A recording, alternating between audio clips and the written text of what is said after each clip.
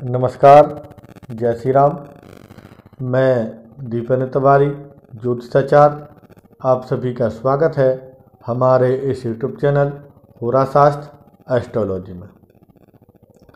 मित्रों, आज हम आपको एक बहुत ही महत्वपूर्ण बात बताने जा रहे हैं।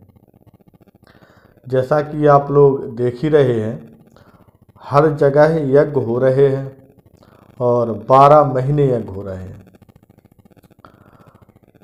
अधिकतर जो यज्ञ हो रहे हैं वह यज्ञ क्रिया से भ्रष्ट हैं।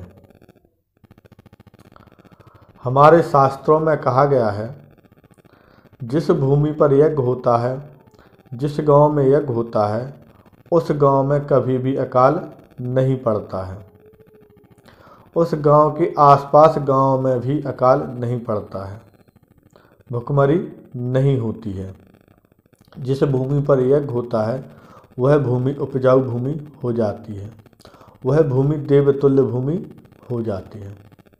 लेकिन जिस भूमि पर यज्ञ हो रहा है और वह यज्ञ शास्त्र सम्मत नहीं हो रहा है, तो उस भूमि पर यज्ञ होने से वह भूमि बंजर हो जाती है। जिस गांव में बिना शास्त्र सम्मत यज्ञ हो रहे हों, उस गांव में भी अकाल पड़ जाता है, उस गांव के आसपास के गांव में भी अकाल पड़ जाता है। ऐसा हमारे शास्त्र कहते हैं। आजकल जो आयोजक यज्ञ करा रहे हैं, वह आयोजक शास्त्र सम्मत यज्ञ नहीं करा रहे हैं। यज्ञ के नाम से केवल दिखावा कर रहे हैं और केवल पैसे की वसूली कर रहे हैं। और जो बाबा हैं, जो कुछ साधु संत हैं, वह भी केवल धन की लालच में यज्ञ करा रहे हैं। उनको मुहूर्त से मतलब नहीं है। हमारी बात कुछ लोगों को चुभ सकती है, कुछ लोगों को लगेगा कि इनको यज्ञों से दिक्कत है। मित्रों, हमें यज्ञ से दिक्कत नहीं है। हमें केवल दिक्कत है, हमारे यज्ञ के साथ खिलवाड़ हो रहा है, धर्मशास्त्रों के साथ खिलवाड़ हो रहा है। अगर आपको यज्ञ करना ही है तो शास्त्र सम्मत करिए, अच्छे महीनों में यज्ञ करिए। जैसे अभी खरमास चल रहा है, तो खरमास में हमारे शास्त्रों में कहा गया है, यज्ञ करना वर्जित है, शुभ कार्य करना वर्जित है। मान लीजिए आप खरमास में यज्ञ कर भी रहे हैं, तो आप अच्छे मुहूर्त का चयन तो करें। लेकिन कई आयोजक, कई साधु संत अपने मन मुताबिक, अपने समय के अनुसार यज्ञ की तारीख निश्चित कर देते हैं और यज्ञ प्रारंभ कर देते हैं, तो वह यज्ञ शास्त्र सम्मत नहीं होता है। अगर यज्ञ शास्त्र सम्मत नहीं होगा तो जहाँ पर यज्ञ हो रहा है वहाँ पर अकाल पड़ जाएगा, भुखमरी पड़ जाएगी और उस गांव के आसपास जितने भी गांव होंगे वहाँ पर भी अकाल पड़ जाएगा, भुखमरी पड़ जाएगी। किसी न किसी प्रकार से उस गांव में हानि होगी। और तो और उस यज्ञ में जो भी सज्जन, जितने भी यजमान भाग ले रहे हैं, उनको भी किसी न किसी प्रकार की हानि होगी, अगर यज्ञ शास्त्र सम्मत नहीं है तब। अभी एक यज्ञ हो रहा है, हम उस जगह का नाम नहीं लेंगे, लेकिन हम आपको तारीख बता दे रहे हैं। यज्ञ प्रारंभ हुआ था 13 जनवरी 2023 को, तो 13 जनवरी को खरमास था और उस यज्ञ की पूर्णाहुति होनी है 21 जनवरी को, यानी मौनी अमावस्या को। तो मौनी अमावस्या तो एक अच्छी तिथि है, लेकिन पूर्णाहुति जब गिरेगी तो वह केतु के या सूर्य के मुँह में जाएगी। पूर्णाहुति का समय सही नहीं है। तो उस भूमि पर यज्ञ हो रहा है, तो उस भूमि को बंजर होना ही है। जिस गांव में यज्ञ हो रहा है उस गांव में किसी न किसी प्रकार की हानि अवश्य होगी। उस यज्ञ में जितने भी यजमान बनेंगे उनको किसी न किसी प्रकार की हानि अवश्य होगी। ऐसा हम नहीं कह रहे हैं, ये ऐसा हमारे शास्त्र कह रहे हैं। जो यज्ञ हमारे धर्म के अनुसार नहीं होते हैं, हमारे शास्त्र के अनुसार नहीं होते हैं, वह यज्ञ विनाशकारी होता है। जो यह बाबा या साधु होते हैं, इनको यज्ञ के शुभ या अशुभ परिणाम से मतलब नहीं होता है, इनको केवल धन से मतलब होता है। हम सभी साधु संतों की बात नहीं कर रहे हैं। जो विद्वान साधु होगा, जो विद्वान संत होंगे, वह यज्ञ अच्छे मुहूर्त में ही करेंगे, अच्छे समय में ही करेंगे। जो लालची साधु होंगे, जो हर जगह 12 महीने यज्ञ ही कराते फिरते हैं, उनको आपके शुभ अशुभ परिणाम से मतलब नहीं है, उनको केवल आपके धन से ही मतलब है। हमारे ज्योतिष शास्त्र में कहा गया है कि यज्ञ करने से पहले भूमि का चयन करना चाहिए। वास्तुशास्त्र और ज्योतिष शास्त्र में यह बात आई है। यज्ञ करने से पहले भूमि का चयन करना चाहिए। जिस भूमि पर यज्ञ होना है वह भूमि यज्ञ करने योग्य है या फिर नहीं है।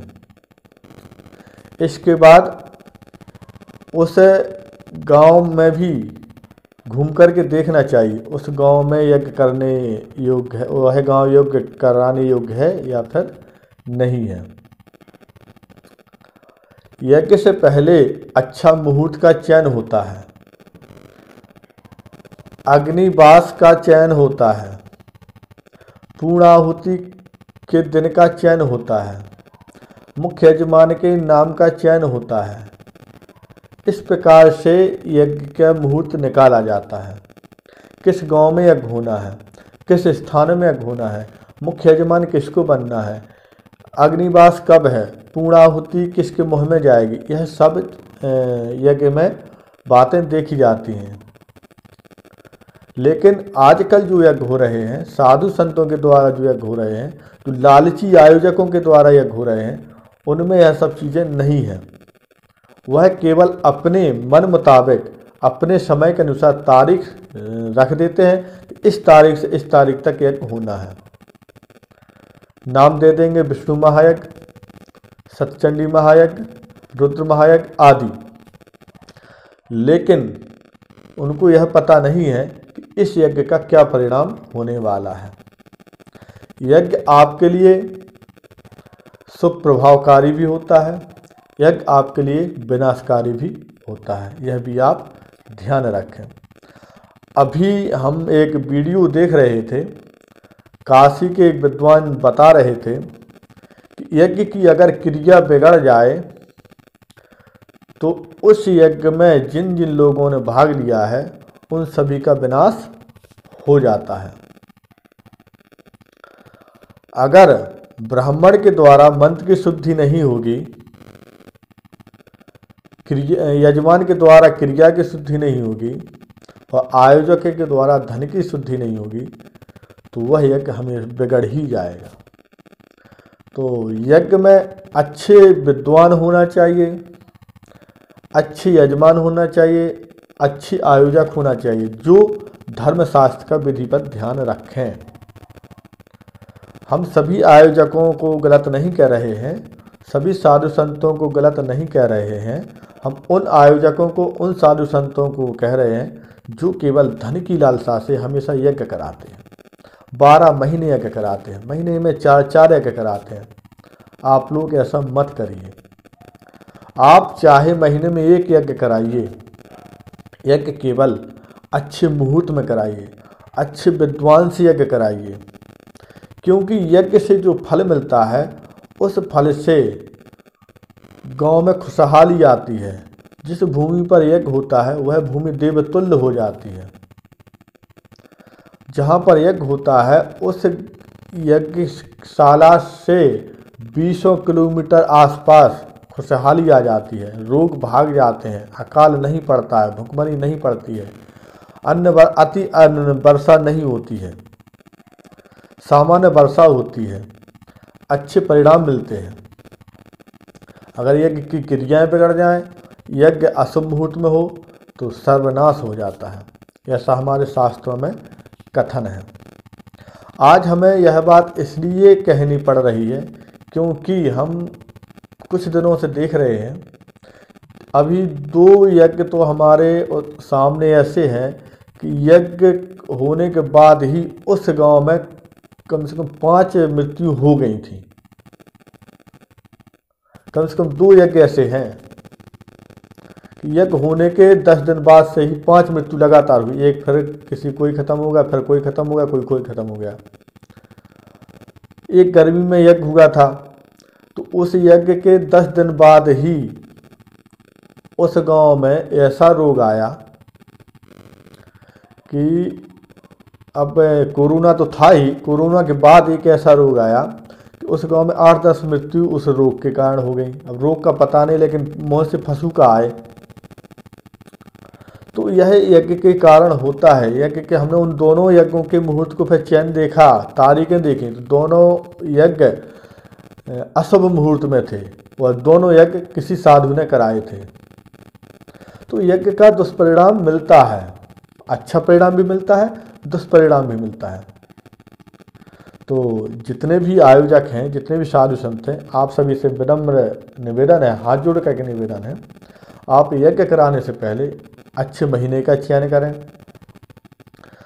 किसी विद्वान के पास जाकर के अच्छे मुहूर्त का चयन करें, अच्छे ब्राह्मणों से यज्ञ कराएं, तो यज्ञ का फल लोगों को मिलता है। अभी जो यज्ञ हमने आपको तारीख बताई है, जो हो रहा है 13 जनवरी से 21 जनवरी तक, वह यज्ञ बिल्कुल भी शास्त्र सम्मत नहीं है। अब उस यज्ञ का भगवान ही मालिक है, हम उस जगह का नाम नहीं बताएंगे, क्योंकि अगर हम नाम बता देंगे तो फिर कुछ विद्वानों को दिक्कत हो जाएगी। लेकिन उन तक वीडियो पहुंच जाएगी तो समझ तो जाएंगे ही कि इसे जो ये बात कर रहे हैं पंडित जी, तो हमारे यज्ञ की बात कर रहे हैं। और यज्ञ का एक नियम और है, सूर्य उदय के बाद और सूर्य अस्त से पहले यज्ञ समापन हो जाना चाहिए। रात्रि में स्वाहाकार नहीं होना चाहिए, रात्रि में आहुति नहीं पड़नी चाहिए, क्योंकि दिन में देवता बलवान होते हैं और रात्रि में राक्षस बलवान होते हैं। और रात्रि में अगर आपने आहुति डाली तो उससे राक्षस बलवान होंगे, वह आहुति आपके देवता स्वीकार नहीं करेंगे। तो इसलिए जो भी यज्ञ हो तो सूर्योदय के बाद, सूर्य अस्त से पहले ही संपन्न हो जाना चाहिए। तो मित्रों, आप जहाँ भी यज्ञ करें या करवाएं तो उस भूमि का चयन कराएं, अच्छा मुहूर्त का चयन कराएं, अच्छे महीने का चयन कराएं, तब यज्ञ करें। इस समय हम वीडियो बना रहे हैं, इस समय बज रहे हैं रात्रि के 10, लेकिन हमारे मन में विचार आया कि आज यज्ञ के बारे में कुछ चर्चा की जाए और मित्रों को कुछ जानकारी दे दी जाए कि यज्ञ करने या कराने से क्या फल मिलता है। तो जिन साधु संतों के पास हमारी यह वीडियो पहुँचे, उनसे विनम्र निवेदन है, हाथ जोड़ कर निवेदन है कि आप अच्छे मुहूर्त में यज्ञ कराएं, अच्छे महीने में यज्ञ कराएं। और आयोजकों से भी निवेदन है, आप अच्छे मुहूर्त में अच्छे समय पर यज्ञ कराएं तो अति उत्तम रहेगा। हम तो चाहते हैं कि यज्ञ हमेशा होता ही रहे, धर्म की ध्वजा लहराते ही रहे, लेकिन अच्छे समय में यज्ञ हो तो अति कल्याणकारी होता है। तो मित्रों, यह जानकारी आपको कैसी लगी? अगर जानकारी पसंद आए तो वीडियो को लाइक करें, वीडियो को शेयर करें और हमारे चैनल को सब्सक्राइब जरूर करें। और जिन साधु संतों को हमारी इस वीडियो से आपत्ति है, दिक्कत है, तो हम क्षमा प्रार्थी हैं, लेकिन जो सत्य है तो सत्य ही रहेगा। जो हमारे शास्त्रों में है उस शास्त्र के अनुसार ही आप यज्ञ करें। हम तो अबोध बालक हैं, नादान हैं, लेकिन हम इतना जरूर जानते हैं कि अशुभ समय में किया हुआ यज्ञ अमंगलकारी होता है, विनाशकारी होता है। और रात्रि अधिक हो जाने के कारण वीडियो साफ नहीं आ रही है, तो वीडियो साफ नहीं आ रही है, लेकिन आवाज़ तो साफ आ रही है। तो आप लोगों से विनम्र निवेदन है कि अच्छी समय से यज्ञ कराएं, अच्छे मुहूर्त का शोधन करके यज्ञ कराएं तो अति उत्तम रहेगा। नमस्कार, जय श्री राम।